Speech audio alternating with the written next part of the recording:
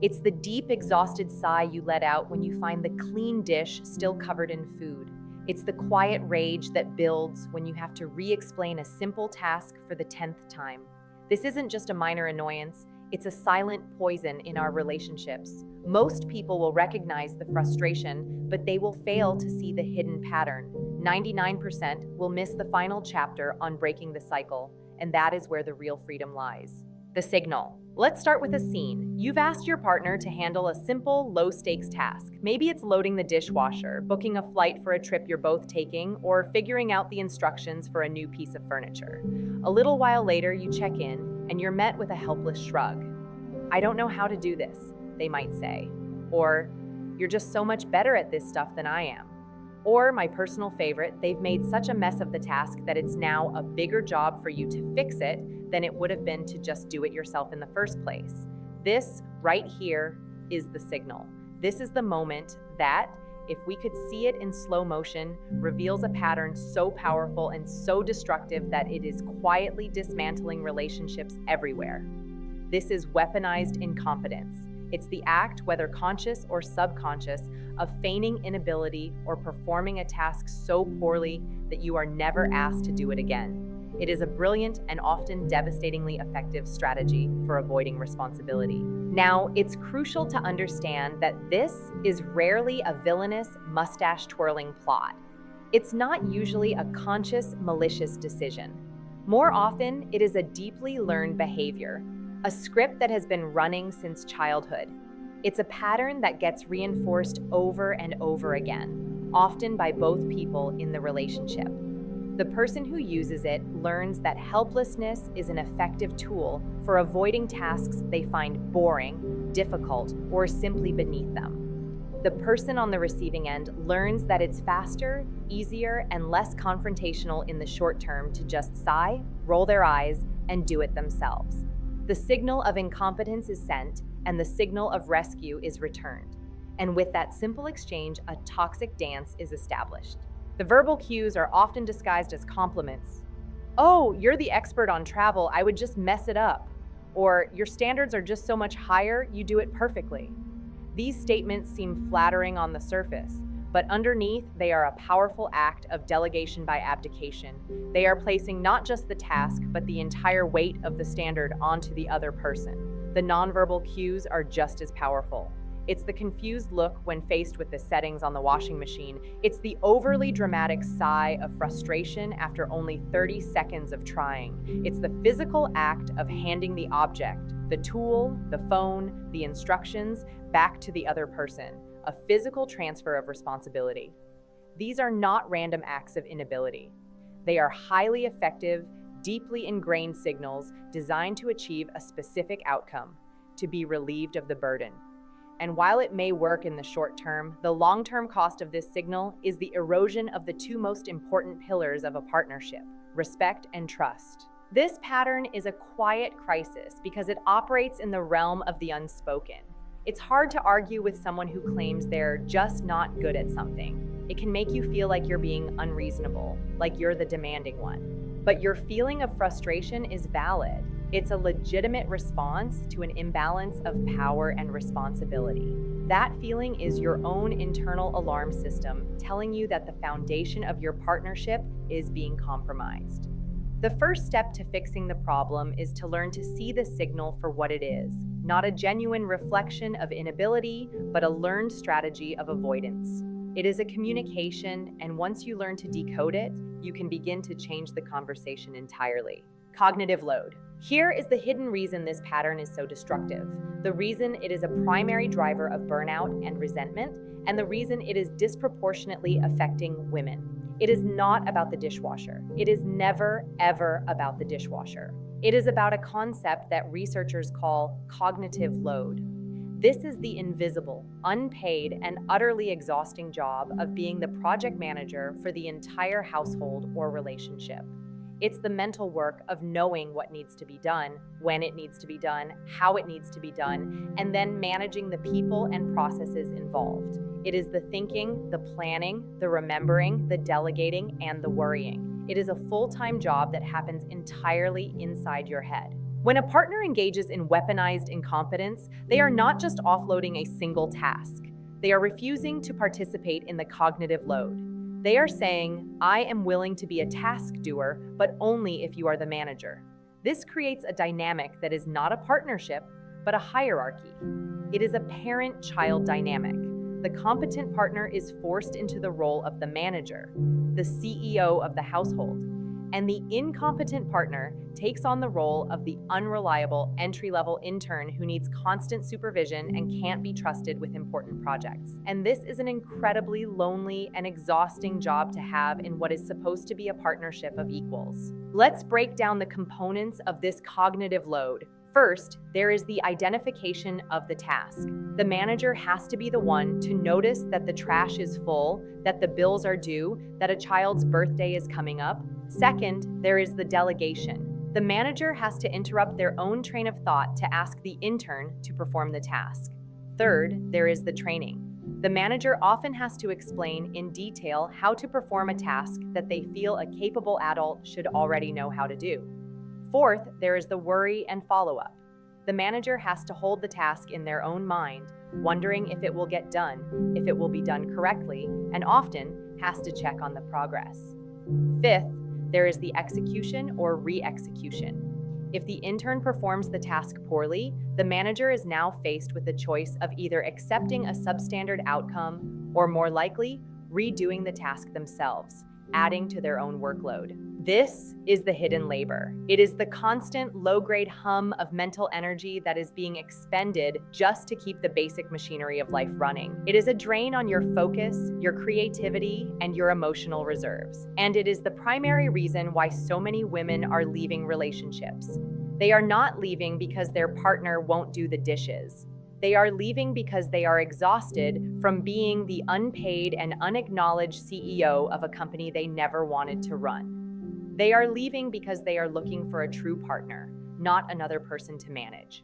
The resentment that builds from carrying this cognitive load is a quiet, slow-acting poison that erodes intimacy and respect until there is nothing left. Feedback loop? This dynamic doesn't just appear out of nowhere. It is built, brick by brick, through a powerful and often invisible feedback loop. Both partners are active participants in the construction of this prison. It's a behavioral script that gets rehearsed and perfected over time until it becomes an automatic, unquestioned reality. Understanding this loop is the key to breaking it because it shows us that the power to change the pattern also lies with both partners. Let's walk through the 4 steps of the loop. Step 1 is the assignment. The managing partner, carrying the cognitive load, identifies a task and delegates it to the incompetent partner. For example, could you please call the insurance company and sort out that bill? Step 2 is the poor performance. This is the act of weaponized incompetence itself. The incompetent partner makes the call, but they don't have the right information, they ask the wrong questions, or they agree to a solution that isn't actually a solution. They come back and say, they said we need the policy number from last year, I don't know where that is, and it was really confusing. The performance is a failure. Step 3 is the rescue. This is the critical moment. The managing partner, faced with the failure, experiences a wave of frustration and anxiety. The thought, it's just faster and easier to do it myself, is overwhelming. The short-term pain of taking on another task seems less than the long-term pain of trying to coach their partner through it. So they sigh and they say, okay, never mind, I'll just do it. They rescue the situation, they find the old policy number, they make the call, and they solve the problem. Step 4 is the reinforcement. This is where the loop solidifies. The incompetent partner has just received a powerful reward. They have been successfully relieved of a difficult and annoying task. Their strategy of being bad at it has worked perfectly. Their brain learns. Incompetence is an effective tool for task avoidance. The managing partner also receives a reward, though it is a poisoned one. Their anxiety is reduced because the task is now done correctly. Their feeling of control is restored. Their brain learns. Rescuing is the most efficient way to get things done right. And so, the script is set. The next time a similar task comes up, both partners will be even more likely to fall into their assigned roles. The loop becomes a superhighway in their brains, and the pattern becomes more and more entrenched. This feedback loop is so insidious because, in the short term, it feels like the path of least resistance for everyone. But over the long term, it is the path of greatest destruction. It systematically destroys the incompetent partner's capacity for agency and competence, fostering a state of learned helplessness. And it systematically destroys the managing partner's respect and desire, fostering a state of learned resentment. It turns partners into a parent and a child. And that dynamic is the absolute antithesis of the passion, intimacy, and mutual respect that a healthy adult relationship is built on. The loop feels efficient, but it is efficiently dismantling the very foundations of your connection. The antidote. Breaking a pattern that is so deeply ingrained is not easy. It requires courage, patience, and a willingness to tolerate short-term discomfort for the sake of long-term health. The antidote is not a single conversation, it is a new set of behaviors. It is a conscious and intentional re-scripting of the feedback loop. This is a practice that must be undertaken with a spirit of collaboration, not of blame. It is about two partners deciding that they want to break out of the prison together. The first step of the antidote is the clear contract.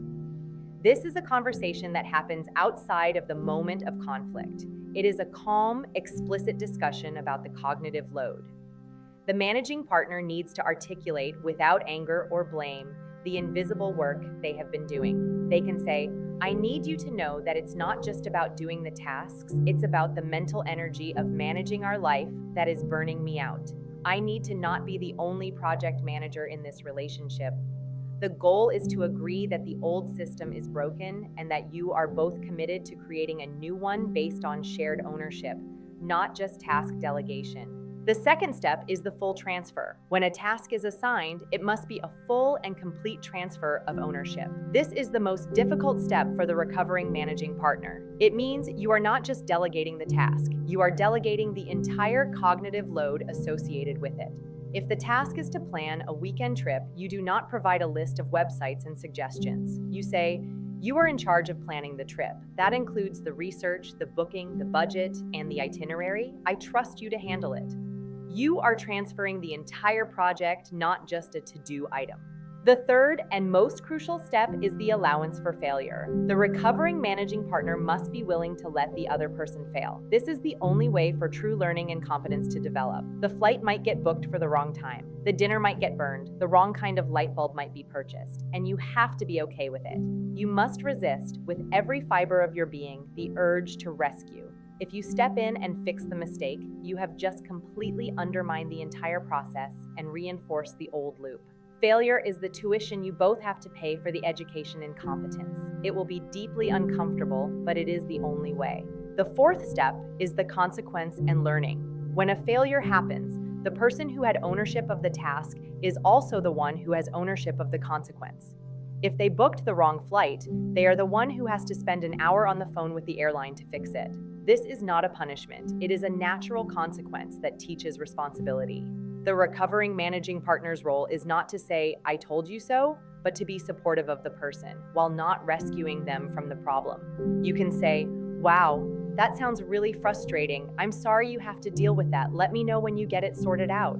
You are showing empathy for their struggle, but you are not taking the struggle away from them. This is how true competence is born, from the experience of making a mistake, owning the consequence, and learning how not to make it again. Shared competence. What lies on the other side of this difficult but necessary work? What is the goal we are striving for? It is a state of shared competence. This is a dynamic that is so profoundly different from the parent-child, manager-intern model that it can feel like a different relationship entirely.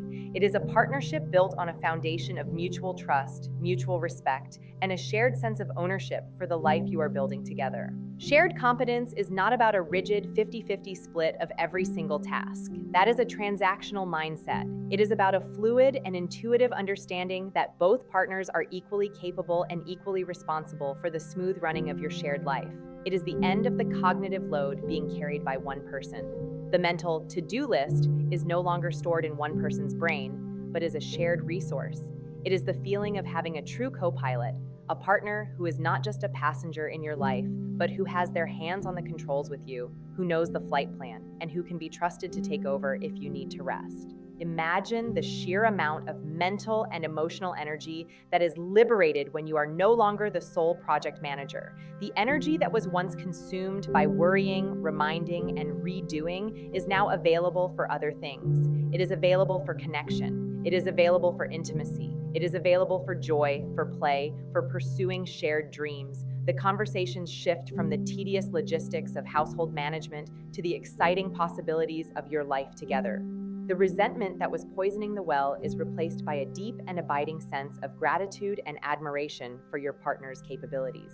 For the partner who has shed the cloak of incompetence, there is a profound sense of newfound dignity and self-respect.